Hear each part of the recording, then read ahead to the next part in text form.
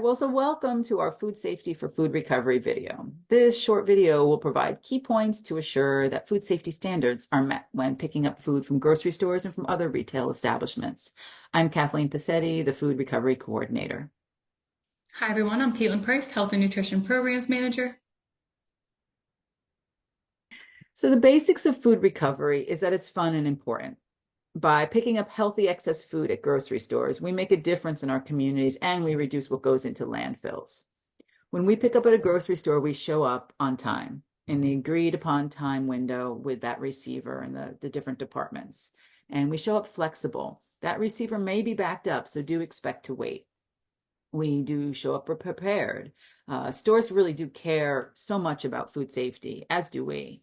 And that store staff won't want to send food with us if we don't have the proper equipment and the ability to keep food at a safe temperature.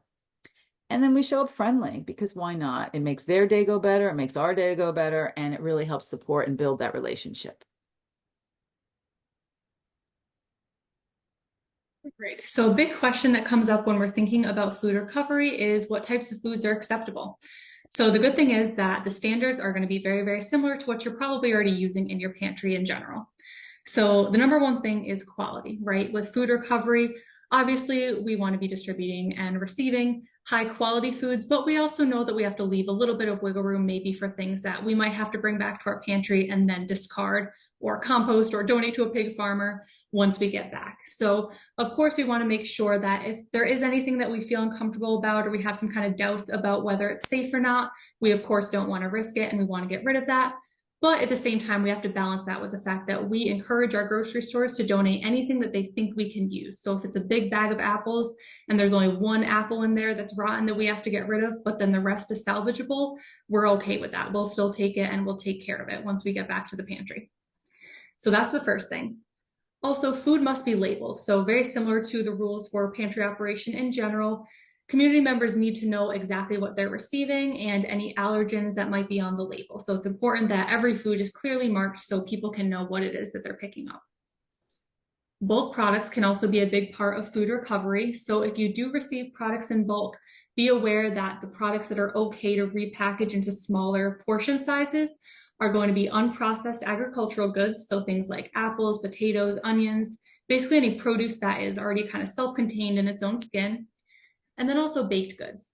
So remember that if you do this, of course, you want to follow safe practices, gloves, a sanitized surface, all those good things.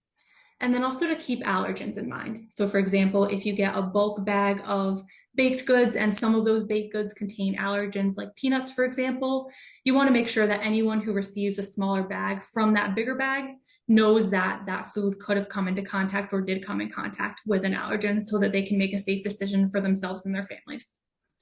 And last but not least, all meat that is recovered from grocery stores must be frozen when we pick it up, and we've got to keep it frozen in the pantry until it goes home with the clients. And that includes the meats that usually you don't see frozen, like deli meats. All right, communicating about food dates is another big part of food recovery. So the more you can communicate with your clients about which foods have dates coming up soon that the client should plan to consume soon, the better. One of the more confusing foods with food recovery can be prepared foods. So this is an especially important one to communicate with your community members about if they're taking prepared foods home with them. And a good rule of thumb for any prepared food, so that includes a prepared meal, maybe a prepared deli salad, anything like that that comes from the grocery store, that all prepared food should be consumed within 3 days of pickup. So a lot of times a prepared food will only have a sell-by date on it, which doesn't always give us a lot of information about when that food was prepared or how long it's still safe to eat. So a good rule of thumb is that 3-day rule. We want to get it out to community members as soon as we can and advise those community members to consume it quickly within 3 days. Frozen foods can be another food group that can lead to a lot of questions. So when you pick up a frozen food, it may appear that that food has already passed its best by or its expiration date. But as long as the grocery store can confirm for you that it was frozen prior to that date, it is still safe because freezing essentially pauses growth of any bacteria and pathogens. So you can make sure to communicate that with community members as well so that they can feel comfortable that the food is still safe because it was frozen before its expiration date. And last but not least, We'll share at the end of this show here some resources and information that you can share with clients so that they can make their own informed decisions about the foods that they're consuming. All right. Time and temperature is another important aspect of food recovery. So as we know from our general food safety training, the temperature danger zone is the range of temperatures between 40 and 140 degrees Fahrenheit. So this is the range at which bacteria can grow the most quickly. And when we're talking about the temperature danger zone, we have something called the 4-hour rule. So the 4-hour rule essentially states that if food is held within the temperature danger zone for 4 hours or more, it is no longer safe to eat. So we as food recoverers and pantries want to make sure to minimize the amount of time that food is in that temperature danger zone. And an important thing to know about this 4-hour rule is that it's cumulative. So time doesn't reset once it goes in the refrigerator or the freezer. It accumulates over time. So for example, if there's 30 minutes between when you pick up at the grocery store and when it gets into the fridge at your pantry, that's 30 minutes right there. And then say it takes the client an hour to get home once they leave your pantry with that food. Now the food has been out for an hour and 30 minutes. So that's just something important to keep in mind when you're thinking about how important it is to minimize the time that food spends in that temperature danger zone. So given that, we do advise that you adhere to a 30-minute maximum travel time between pickup at the grocery store and storage at your pantry. So we know that getting that food back into your pantry's fridge and freezer is also your priority, and that some of you are also picking up from multiple stores in a row. So we can't emphasize that 30-minute guideline enough because of the many aspects that Caitlin just described, plus thinking about if you're picking up from multiple stores. So let's move on to a couple of other aspects of food recovery.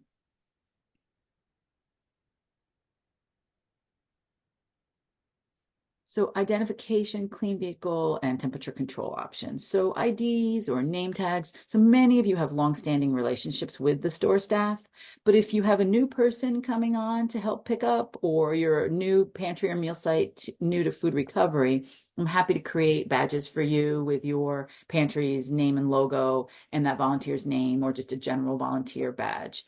This can give the store staff reassurance that it's a planned pickup by a verified partner of the food bank. Now, it's common sense to have a clean vehicle and make sure you have plenty of room and the seats are down. And if you're using a truck, please have a tarp.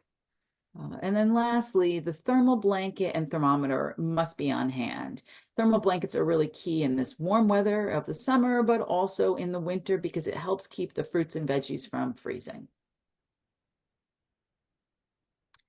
Feeding America requires that we take the temperature of 1 to 2 items at pickup and as well as back at our sites in order to assure that it was transported safely. So to keep it quick and easy, here's a few tips. Was there an item that was smushed? Take its temperature. Is there a yogurt lid ripped off? Take its temperature. It's pretty easy to sandwich that thermometer in between 2 frozen items, so definitely do that each time. And also feel the frozen products just to make sure that they're fully frozen at the store and then when you bring them back. If food is not at a safe temperature, please discard it.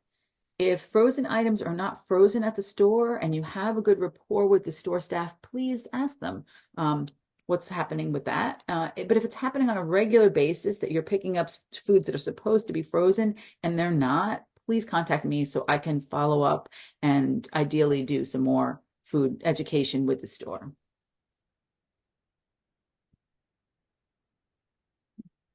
So here's some tips that I have learned from those of you picking up regularly. One person suggests really have a large plastic bag on hand because you never know when something's going to be leaky, or to help wrangle those odd shaped items or just extra overflow out of the boxes.